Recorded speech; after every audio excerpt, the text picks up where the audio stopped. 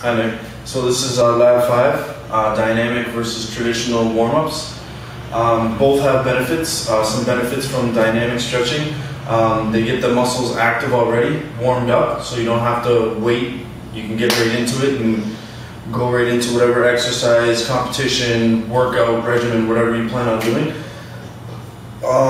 They help loosen some of the tendons that the muscles are attached to, that attach to the bones. So that's always beneficial.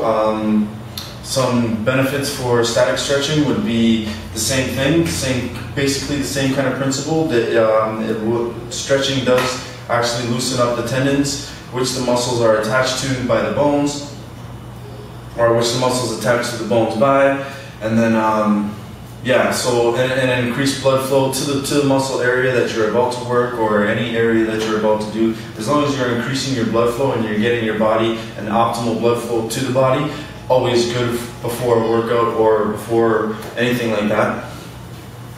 Okay, so basically I'm just going to go into some dynamic stretching movements.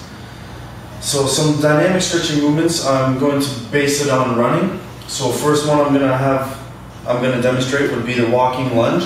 Now the walking lunge is simply you want to drop your back leg down by placing, but you want to mimic the movement of running. So you want to do opposite leg, opposite arm, and you want to press down. You want to keep this leg either behind your toes or just above your toes, like that, and you're just going to walk. And that's how you would do the walking lunge. Dynamic stretching. So now we're going to move on and we're going to do just the leg raise. And basically you're going to stand, you're going to keep your shoulders square, and you're going to raise your leg, and then you're going to swing it across your body, like so. And you can perform this, maybe do 10 times each leg, just like so. You can really feel it, the blood flowing and getting those muscles all loosened up. The next one would be the bum kick. So basically what I'm going to demonstrate is first just the standing bum kick, and again mimic the movement of running, because I'm having a runner do these exercises. So I'd have them do opposite arm, opposite leg, mimicking the movement of running. You want to get your heel to your glute as much as you can. And for those of you who are more advanced, if you want to get a little light jog into it, that'd be perfect. Normally that's what I'd have. Normally that's how you perform that dynamic stretch. You would run from one end to the other end of whichever area or surface that you have available. Next one would be the toy soldier. And that's basically you're going to be doing a kind of like a march. Keep your legs straight, hand out, and you're going to want to try to touch your toes, and you're just going to march, just like so. So that would be another one for dynamic stretching. The last one, we're going to focus on stretching out your calves, and this is going to be a pike arch or a V arch for the calf. So you're going to start on your hands and knees.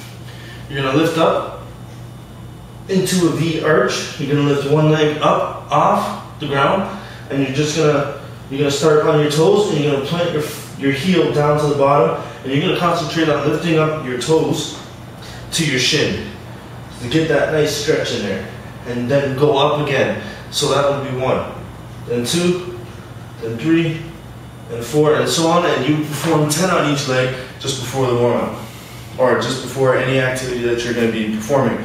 So now we're going to go into some static stretching or traditional stretching. So the first one for traditional stretching that I'm going to have you do, or that I would show someone to do,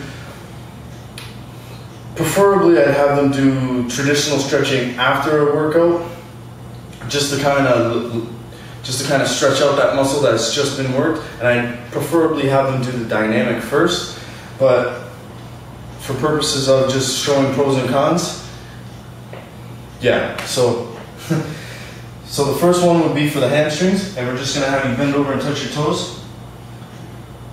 And you can feel it all right down here, and my hamstrings are tight. Okay, so you would hold that for a period of 30 to 20 seconds, 25, 30 seconds. The second one would be for your quads, or your posterior thigh muscles, and you would just hold it like so. Now you don't want to pull all the way up, or if you want to stretch your hip flexors, then that would be great. You pull all the way up and extend at the hip there to the back. But for quads, you just hold right there. Very simple. If you have a pant leg or something, you can just hold on to it just like so, because you just want to stretch out your quad. Then for the calf, I would have you basically just stand. This is the calf stretch for static.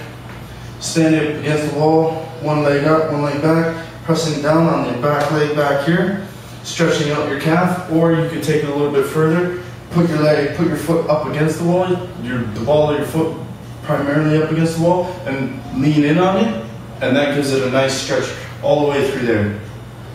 Really nice stretching.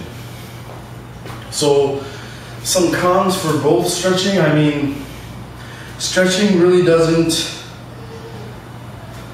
for traditional stretching, there are some cons which I'm going to be attaching to this video when I send it to you, Nick. So feel free, any feedback would be great. If I missed anything, or if I should maybe focus on something some more, that'd be awesome. But yeah, that's it. Thanks.